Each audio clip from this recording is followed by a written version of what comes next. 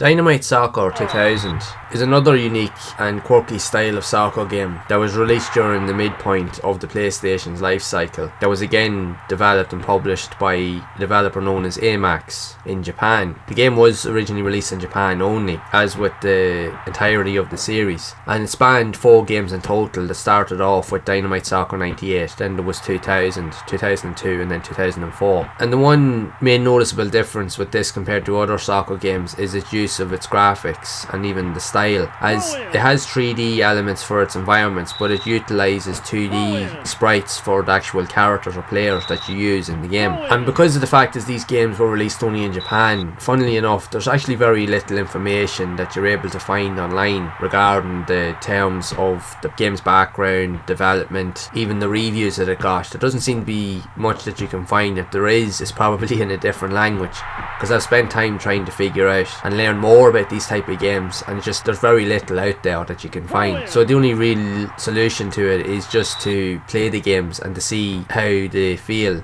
in terms of the characteristics and the way they're presented. And I have played Dynamite Soccer 98 recently. I have done a previous video on it, so I'll leave a link in the description to it. And even though these games wouldn't be as comparable compared to the likes of your more mainstream games, I always keep mentioning FIFA and ISS because they are the two dominant forces in soccer games, especially on the PS1. So it's interesting to see where these other games stack up. But the one thing that stands out with these type of games in the Dynamite Soccer series is its terms and uses of visuals. While it has all the typical modes that you would see in many other soccer games, it's the visual style that really stands out, as the graphics are in 3D but the characters and sprites, everything else is in 2D. So it's quite unusual, and it's the same like with 98. Although in 2000 the sprite animations and graphics themselves have been drastically improved and do feel a lot more lifelike compared to the 98 version. But how does it play and feel overall? Well, like the 98 version, it does play quite well, although I did find it harder to pick up and play. It was very hard to really kind of get a feel for the game. It was definitely a lot harder to score goals and even to string together passes, because the computer AI was definitely a lot more aggressive and they just had a bit more responsiveness in terms of how they interacted with you. So it was very hard to take players on one-on-one and dribble the ball around them, because 9 times out of 10 they would always win the ball back. And the gameplay itself, the overall pace of the game, very like the 98 version, isn't the quickest. That's the one thing about these series of games, even in the later sequels as well. From what I have played of them, they're genuinely a lot slower paced compared to the likes of your FIFAs and your ISS games and all those other kind of quirkier style games also seen on the PS1. But it definitely presents something that's different, although it might not be considered the best of the types of soccer games out there. From the information that I have been able to find online, there is very little reviews, but in terms of what it did get, it kind of got mixed reviews, or it kind of got mixed ratings based off of obviously different characteristics. And I'd imagine that it's mainly due to the visual style and even just the responsiveness of the play features in the game, because it isn't as easy to pick up and play, I'll admit,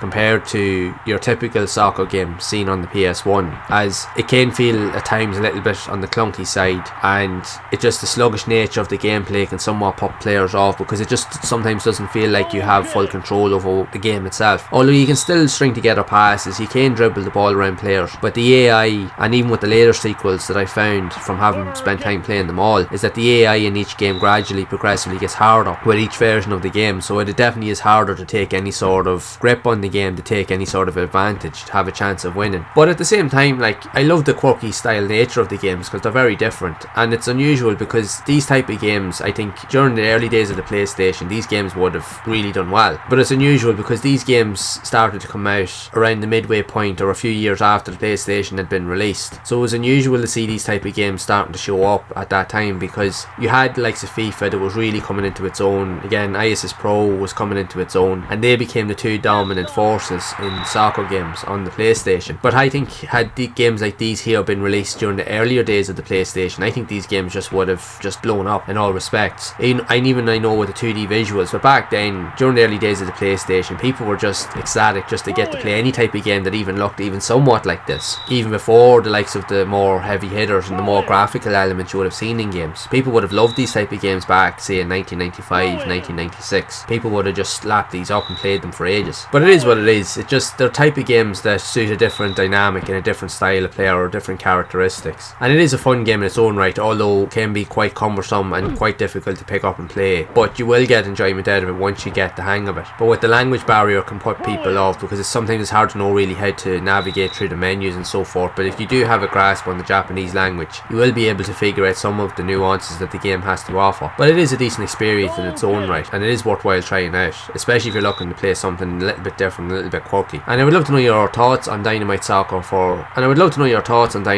2000 for the PlayStation, or any of the games in the series if you've played them at all, and if so, what do you think of them? Be sure to share it down in the comments below. And if you have enjoyed this video, make sure to leave a like, subscribe to the channel and hit the bell to be updated of future videos. And if you would like to see more content around other types of soccer games also seen on the PS1, you can check out this playlist here on screen to see more of those games in action. And as always, keep those gaming memories alive.